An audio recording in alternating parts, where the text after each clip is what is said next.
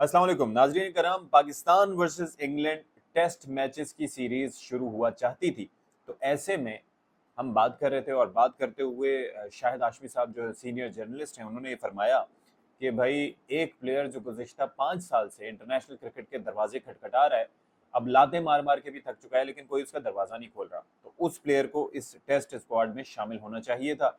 हमने भी कहा कि भाई वाक़तन होना चाहिए था, लेकिन क्यों नहीं हुआ? शाहीन शाह अफरीदी क्यों शामिल है? बाकी जो प्लेयर्स हैं परफॉर्म नहीं कर रहे। अच्छा, बाबर आजम के हवाले से यार बड़ा प्लेयर है, तो आई मीन वो दिल उस तरह से मान नहीं रहा था कि उसको हटा दिया जाए। क्रिटिसिज्म बहुत किया, फॉर्म नहीं है, गुज़िश्ता कई साल से परफॉर्म नहीं कर रहे, 2 साल से कमोबेश 18-19 इनिंग्स से। तो लेकिन दिल नहीं मान रहा था कि उनको रिप्लेस किया जाए, लेकिन we wanted someone else in the side, लेकिन उनको स्क्वाड में नहीं लिया गया। अब हुआ ये कि पहले टेस्ट मैच में जो पैथेटिक परफॉर्मेंस रही टीम पाकिस्तान की, बाबर आजम की, ऐसी फ्लैट विकेट पर जहां सब स्कोर कर रहे थे, जहां पर अब्दुल्ला शफीक ने भी सेंचुरी बना ली, जहां पर शान मसूद ने भी सेंचुरी बना ली, वहां पर बाबर आजम फिर दोनों इनिंग्स में फेल हुए। दूसरे इनिंग्स में तो खैर सलमान अली आगा के अलावा पूरी टीम पाकिस्तानी कोलैप्स कर गई, लेकिन उसके हट के अगर बात की जाए तो बड़ा मायूस कुन सिचुएशन रही बाबर आजम के लिए। अच्छा, उसके बाद फिर सिलेक्शन कमेटी चेंज हुई, फिर उसके बाद आकिब जावेद, अलीम डार साहब, एट्सेट्रा एट्सेट्रा, अजहर अली साहब टीम में आए, वहाँ पे स्क्वाड में आए, I mean sorry selection committee में आए। उन्होंने डिसाइड किया कि जी now it is the time to drop Shaheen Shah Afridi, Naseem Shah and Babar Azam. उससे क्या हुआ, जहाँ 3 स्पिनर्स को चांस मिला, वहीं पर चांस मिला कामरान गुलाम को। अब कामरान गुलाम कौन है? कामरान गुलाम बेसिकली आप सोचें कि he is about to be, he is a 29 year old player. 29 साल की उम्र में आप सोचिए कि पाकिस्तान में 20-21 साल की उम्र में डेब्यू हो जाता है। इवन उससे भी पहले हम कच्चा तोड़ के ले आते हैं, लेकिन यहाँ पर कामरान गुलाम को पका के हमने ओवर कुक कर दिया। तो 2014 के जो ICC under 19 cricket world cup था उसमें ये पाकिस्तान की स्क्वाड का हिस्सा थे। उसके बाद 2019-20 की कायदे आजम ट्रॉफी का जो टूर्नामेंट था उसमें बेसिकली ये स्क्वाड का हिस्सा थे, और साथ ही साथ अपर दीर डिस्ट्रिक्ट से ये ताल्लुक रखते हैं और दाएं हाथ से यानी कि सीधे हाथ से बैटिंग करते हैं, इसके अलावा बॉलिंग भी कराते हैं। अच्छा, पीएसएल में भी ये रहे हैं और इस्लामाबाद यूनाइटेड का हिस्सा रहे हैं।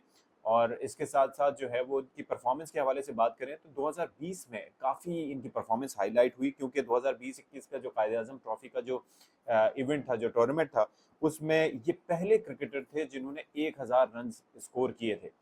आई mean that says a lot about Kamran Ghulam temperament. Test cricket में उनकी ज़ाहिर है मौजूदगी, क्योंकि टेस्ट क्रिकेट में आपका टेम्परामेंट का गेम होता है, आपके पेशेंस का गेम होता है कि आप कितने घंटे खड़े रह सकते हो, किस तरीके से इनिंग्स को मैनेज कर सकते हो, मोल्ड कर सकते हो, तो वो कामरान गुलाम ने करके दिखाया। अच्छा, फिर उसके बाद ये है कि एक सीज़न में 1000 रन स्कोर करना कोई मामूली बात नहीं थी।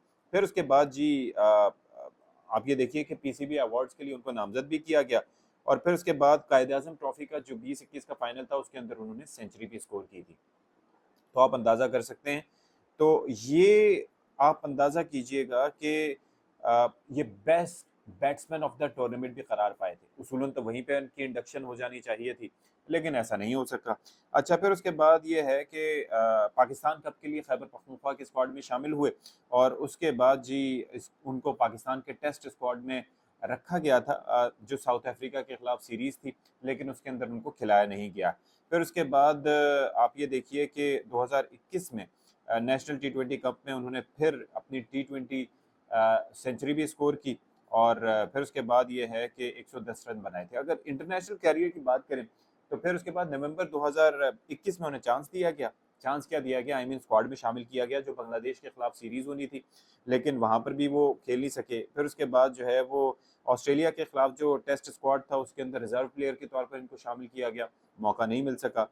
फिर उसके बाद आप ये देखें 2023 में न्यूजीलैंड के खिलाफ उनको मौका भी मिला, तो कैसे एक कंकशन सब्स्टिट्यूट के तौर पर वो वहाँ पर गए थे, और सोचे उनके रिकॉर्ड पे ये हिस्सा है कि जी उनका ओडीआई का डेब्यू हो चुका है, लेकिन जाहिर है कि इट डजंट मीन एनीथिंग। फिर उसके बाद जी 13 अक्टूबर 2024 को वो दिन आया जब बाबर आजम को टीम से हटाया गया और कामरान गुलाम को मौका दिया गया। और क्या ही भाई, I mean I was talking to a few of my friends and everybody was saying कि भाई इतना बड़ा चांस है, कहीं वो क्रम्बल ना कर जाए, इतना बड़ा ओकेजन है, अगर उसने परफॉर्म ना किया तो सारी नजरें उस पर होंगी, क्या उसको जज किया जाएगा एक मैच की परफॉर्मेंस के किस तरीके से? तो आप ये सोचिए कि कामरान गुलाम ने अपने सारे नेसेयर्स को गलत साबित किया।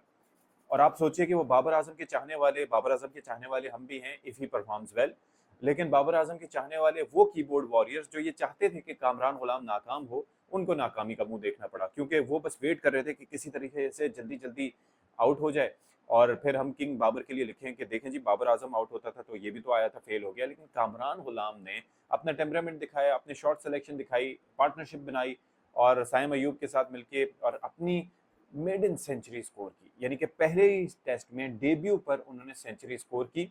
और आप ये देखिए कि वो 13वें पाकिस्तानी हैं जिनको ये एजाज हासिल है कि उन्होंने ये कारनामा दिखाया।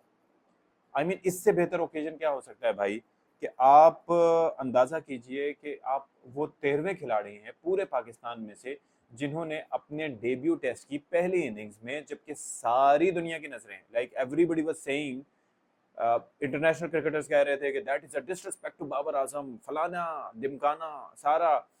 आई एम नॉट सेइंग कि उनको ड्रॉप किया जाना चाहिए था, बड़ा प्लेयर है कभी भी चल सकता है, लेकिन उनकी फिटनेस, उनकी बाकी सारी चीज़ें उनको देखा जाना चाहिए।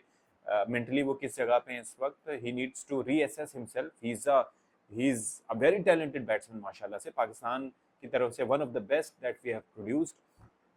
लेकिन Kamran Ghulam, hats off to you brother, the way you perform, we were rooting for you, हमारी दुआएं आपके साथ थी और आपने ज़बरदस्त तरीके से परफॉर्म किया। जिस बॉल पे आउट हुए आप, पहले दिन के अख्ताम से ज़रा पहले वो बॉल इतनी अच्छी नहीं थी, लेकिन वो स्किड की और आप उसको रीड नहीं कर पाए and you got bowled. But ये है कि you played your part and I am sure कि अगली इनिंग्स में आपको चांस मिलेगा तो तब भी आप अपने आप को सीमेंट करोगे as a proper test batsman. और आई एम श्योर कि उनको वेस्ट नहीं किया जाएगा इन द फ्यूचर, जैसे कि बहुत से हमारे टैलेंटेड प्लेयर्स के साथ हुआ। ही इज़ 29, हमने उनका बहुत टाइम ऑलरेडी वेस्ट कर दिया है, अब और नहीं।